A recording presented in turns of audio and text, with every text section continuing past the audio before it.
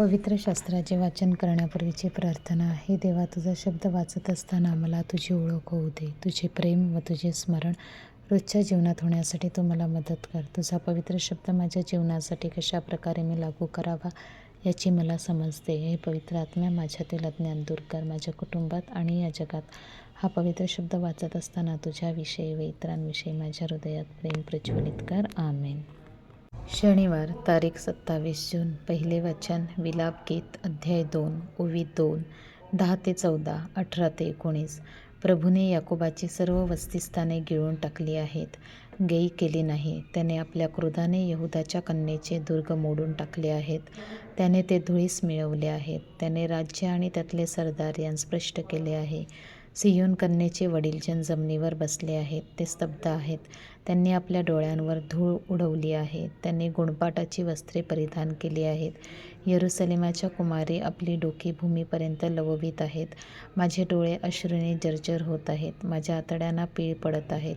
माझ्या लोकांच्या कन्येच्या विनाशामुळे माझे काळीज फाटून भूमीवर पडले आहे. कारण लहान मुले आणि तान्ही बाळे नगराच्या आळ्यात मूर्छित होऊन पडली आहेत. घायाळ झालेल्यांप्रमाणे नगराच्या आळ्यात मूर्छित होऊन आपल्या मातांच्या उराशी त्यांनी प्राण सोडला. तेव्हा ती आपल्या मातांस म्हणाले, धान्य आणि द्राक्षरस हे कोठे आहेत? मी तुला बोधाच्या कोणत्या गोष्टी सांगू? हे यरूशलेम कन्ये, मी तुला कोणाची उपमा देऊ? हे सियोनाच्या कुमारी कन्ये, तुझे सांत्वन करण्यासाठी मी तुझी कोणाबरोबर तुलना करू? कारण तुझा विनाश सागरासारखा मोठा आहे. तुला कोण बरे करेल? तुझ्या संदिष्टाने, तुझ्या संबंधाने निरर्थक आणि मूर्खपणाच्या गोष्टींचा दृष्टांत पाहिला.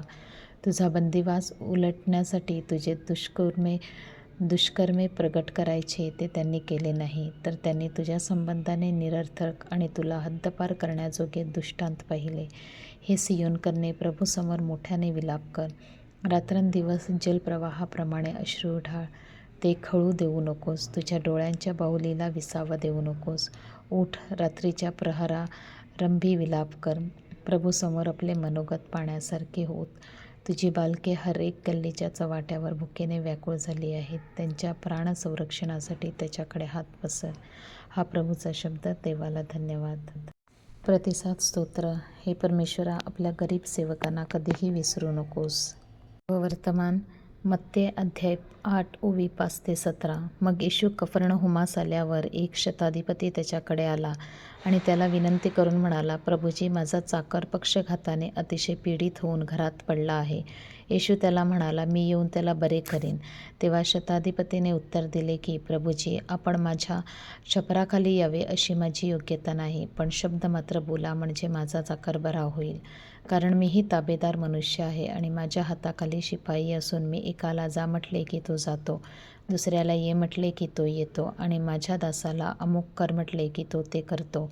हे ऐकून येशूला आश्चर्य वाटले आणि आपल्या मागे येत असलेल्या लोकांना तो म्हणाला, मी तुम्हाला खचित सांगतो, एवढा विश्वास मला इस्रायलात आढळला नाही. मी तुम्हाला सांगतो की पूर्वेकडून आणि पश्चिमेकडून पुष्कळ जण येतील आणि स्वर्गाच्या राज्यात अब्राहाम, इसहाक आणि याकोब यांच्या पंक्तीस बसतील, परंतु राज्याचे पुत्र बाहेरील अंधारात टाकले जातील, तेथे रडणे आणि दात खाणे चालेल. मग येशू शताधिपतीला म्हणाला, जा, तू विश्वास ठेवल्याप्रमाणे तुला प्राप्त हो. आणि त्याच घटकेस तो चाकर बरा झाला. नंतर येशू पेत्राच्या घरात गेल्यावर त्याची सासू तापाने पडली आहे असे त्याने पाहिले. तेव्हा त्याने तिच्या हाताला स्पर्श केला आणि तिचा ताप निघाला आणि ती उठून त्याची सेवा करू लागली. मग संध्याकाळ झाल्यावर लोकांनी पुष्कळ भूतग्रस्तांना त्याच्याकडे आणले. तेव्हा त्याने भूते शब्दानेच घालवली आणि सर्व रुग्णायितांना बरे केले. त्याने स्वतः आमचे विकार घेतले आणि आमचे रोग वाहिले, असे जे यशाया संदेष्टाच्या द्वारे सांगितले होते ते पूर्ण व्हावे म्हणून असे झाले. प्रभूचे शुभवर्तमान. हे ख्रिस्ता, तुझी स्तुती असो. चिंतन. आपण पाहतो की येशू डोंगरावरील प्रवचन देऊन तो खाली आला आणि अनेकांना रोगमुक्तीचे वरदान दिले. येशू देवराज्याच्या मिशन कार्यावर पुष्कळांचे आजार बरे करतो. पेत्राच्या कफर्नहुम गावात आल्यावर तेथे एक शताधिपती आपला चाकर पक्षघाताने पीडित असल्याचे बोलल्याबरोबर येशू त्याला सांगतो की मी येऊन त्याला बरे करेन. पण शताधिपती म्हणतो की मुक्ती देणारा देव माझ्याकडे यावा इतकी माझी पात्रता नाही. प्रभू, फक्त एक शब्द इथूनच बोला, म्हणजे माझा चाकर बरा होईल. त्याचा हा विश्वास पाहून येशूने त्याचा चाकर तत्क्षणी बरा झाल्याचे जाहीर केले. त्या शताधिपतीच्या विश्वासाचे येशूला इथे आश्चर्य वाटले. येशूने त्याची विनंती मान्य केली होती. रोमन जगात शताधिपती हा 100 सैनिकांचा कणा व प्रमुख अधिकारी असतो. प्रमुख अधिकारी म्हणून तो येशूला त्याच्या चाकराचा आजार येशूच्या सामर्थ्यशाली एका शब्दाच्या अधिकाराने बरे करण्याचा विश्वास व्यक्त करतो. त्या विश्वासाचा येशू येथे सन्मान करतो. तसेच पेत्राच्या सासूचा ताप येशू स्वतःहून बरा करतो आणि ती त्याची सेवा करते. येशूचा ज्यांना जीवन परिवर्तनाचा अनुभव येतो ती सर्व येशूची सेवा करतात. आपण इतरांच्या प्रतिकूल परिस्थितीत मदत करतो तेव्हा येशू आपल्याला मानसिक शांती व आत्मिक सुख समाधान प्रदान करतो. तेव्हा चला येशूची सेवा करावयास आपण पुढे या.